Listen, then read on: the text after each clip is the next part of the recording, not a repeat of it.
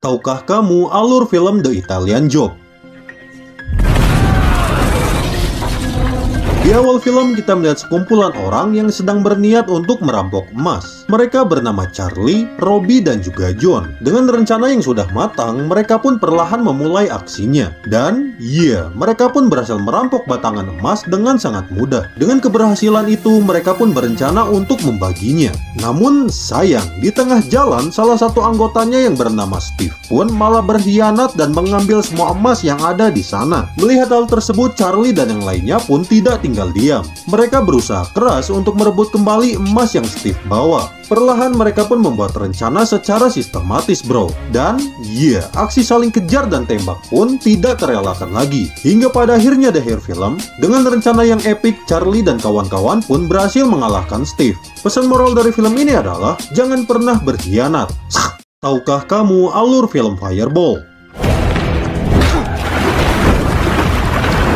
Di awal film kita melihat seorang laki-laki yang bernama Utai. Dirinya memiliki kembaran yang sedang koma di rumah sakit bernama Atan. Melihat adiknya tepar tak berdaya, Utai pun berusaha untuk mencari orang yang sudah menyiksa adiknya. Di sini terungkap fakta, bro. Penyebab Atan koma yaitu oleh seseorang yang bernama Tony. Karena dirinya mengikuti pertandingan basket yang sangat mematikan. Di dalam pertandingan tersebut tidak ada peraturan sama sekali, guys. Dan bukannya bermain basket, para pemain pun malah saling gaplok satu sama lain. Mendengar hal tersebut, Utai pun berusaha keras untuk balas dendam agar dirinya bisa melawan Tony di babak final, bro. Perlahan Utai pun membentuk tim dan berhasil mengalahkan lawannya hingga ke babak final. Dan di akhir film dengan tekad dan hodam yang dia miliki, Utai pun akhirnya berhasil mengalahkan Tony. Pesan moral dari film ini adalah berolahragalah dengan benar.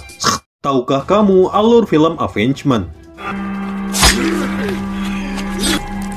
Di awal film kita melihat seorang tahanan yang baru kabur dari penjara. Tahanan tersebut bernama Ken. Di sana dirinya pun langsung membantai polisi dan berhasil kabur dengan sangat epik. Dengan adanya hal tersebut, Ken pun langsung mendatangi markas musuh lamanya yang ada di kota. Dan terungkap fakta bahwa musuh dari Ken adalah kakaknya sendiri yang bernama Lincoln. Kemudian scene berpindah ke beberapa tahun sebelumnya, yang dimana Ken ini rupanya dijebak oleh kakaknya sendiri dan dijebloskan ke dalam penjara. Hal tersebut terjadi karena rupanya Lincoln ini tidak suka dengan Ken, sehingga dirinya pun melakukan hal tersebut. Dan seiring berjalannya waktu, Ken yang sudah bebas pun berniat untuk balas dendam kepada Lincoln. Dan guys, dengan kekuatan yang dia miliki, Ken pun akhirnya berhasil membunuh Lincoln. Pesan moral dari film ini adalah jangan jadi kakak seperti Lincoln. Tahukah kamu alur film The Last Possession?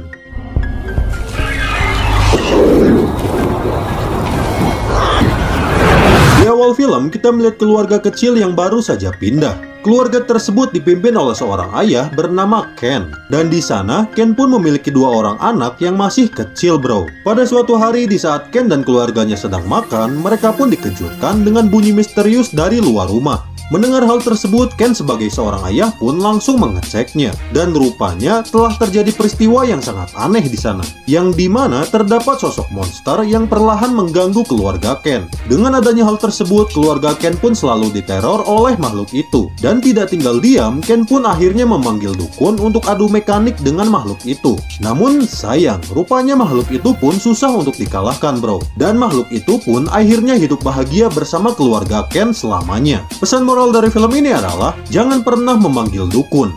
Tahukah kamu alur film The Meat Grinder?